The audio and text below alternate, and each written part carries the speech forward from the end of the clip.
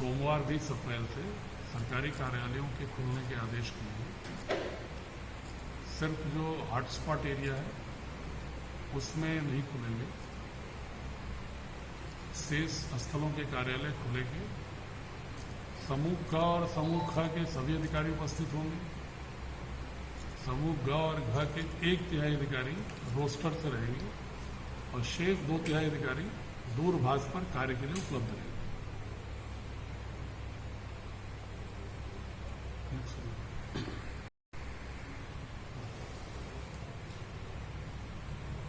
मुबारकपुर मदरसे में जो तबलीगी जमात के 3 लोग प्रारंभ में जिनके पॉजिटिव आए थे, जिसमें एक आंध्र प्रदेश, एक तेलंगाना और एक गाजियाबाद के थे, उनकी दूसरी रिपोर्ट पहले नेगेटिव आ चुकी थी।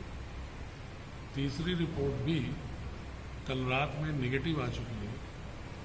इसलिए अब वो कोरोना के संक्रमण की परिधि से बाहर होकर के राजकीय मेडिकल कॉलेज से डिस्चार्ज होंगे। लेकिन उन्हें क्योंकि तबलीगी जमात से जुड़े हैं और इस जनपद के बाहर के रहने वाले हैं, इसलिए किसी शेल्टर होम क्वारंटाइन में उनको अभी रखा गया। सर, इन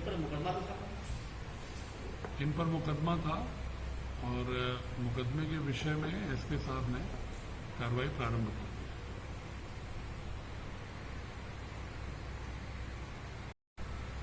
मुबारकपुर में नयापुर मोहल्ला और चकसिकटी गांव जो आपस में कंजंक्शन है, पास हैं, जो कोरोना पॉजिटिव पाए गए क्षेत्र हैं, जिसमें से 3 के डिस्चार्ज होने के बाद भी 3 पॉजिटिव अभी बचे हुए हैं। उसके 3 किलोमीटर की परिधि में डोर टू डोर सर्वे अधिकांश जगहों पर हो गया था। आज हमने जियोग्राफिकल मैपिंग किया। 15 गांव और ऐसे मिल रहे हैं कि जिनमें डोर टू डोर सर्वे कराना उस क्षेत्र को संक्रमण विहीन की ओर ले जाने के लिए जरूरी है। उन गांव पे भी आज हमने रणनीति बना ली है और मंडे और ट्यूसडे में उन गांव की भी डोर टू डोर सर्वेक्षण कराकर और रैंडम सैंपलिंग प्रत्येक गांव से 10 लोगों को कराते हुए कुल लगभग 150-200 लोगों का सैंपल अगले बुध और बृहस्पति में कराकर भेजने की योजना के लिए हमने सीएमओ को आदेश दिया।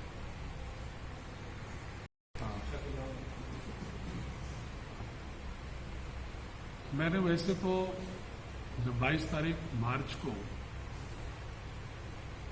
जनता कर्फ्यू था और इस जिले में 23 से लॉकडाउन की बात हुई थी, उसी समय हमने प्लान किया था ऑनलाइन एजुकेशन का 9 से लेकर 12।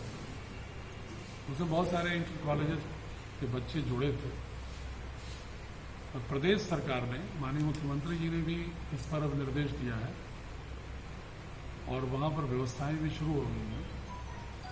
माध्यमिक शिक्षा, प्राथमिक शिक्षा, उच्च शिक्षा, तकनीकी शिक्षा, सभी में जितने भी बच्चे हैं उनके लिए ऑनलाइन प्लेटफॉर्म पर जोड़ना और उनको स्ट्रक्चर्ड क्लासेस चलाना, जूम से क्लास चलाने की व्यवस्था संभव है टेक्नोलॉजी से दोस्तों करना और उनको ऑनलाइन असाइनमेंट देना, प्रोजेक्ट देना और उसकी मॉनिटरिंग करने के निर्देश दिए। इस क्रम में कल हमने उच्च शिक्षा के, माध्यमिक के, प्राथमिक के कतिपय प्रिंसिपल्स को और अधिकारियों की बैठक ली थी ताकि एक वातावरण और बेहतर ढंग से निर्मित हो। खाद्यान्न वितरण, जो निःशुल्क चावल का वितरण 15 से 26 को हो रहा है, उसमें 15 से 26 तक कुल 12 दिन की तिथि दी गई थी और मैंने अपील भी किया था कि लोग थोड़ी संख्या में जाके लें, क्योंकि दुकान सुबह 6 बजे से लेकर रात के 9 बजे तक खुली रहती है और 12 दिन खुली है। लेकिन मैं आंकड़े में देख रहा हूं कि लगभग 3 दिनों में 45% लोग राशन की दुकानों से चावल लेंगे। इसीलिए थोड़ी भीड़ बढ़ रही है राशन की दुकानों पर।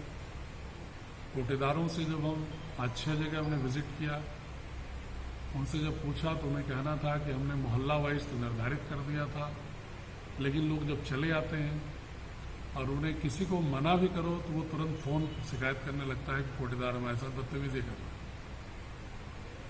तो मैं लोगों से अपील करूंगा कि जहां पर कोटेदार आपको नहीं दे रहा है राशन, जेन्युइन कारण है, तब तो मुझे शिकायत जरूर करें, उसका निराकरण करूंगा।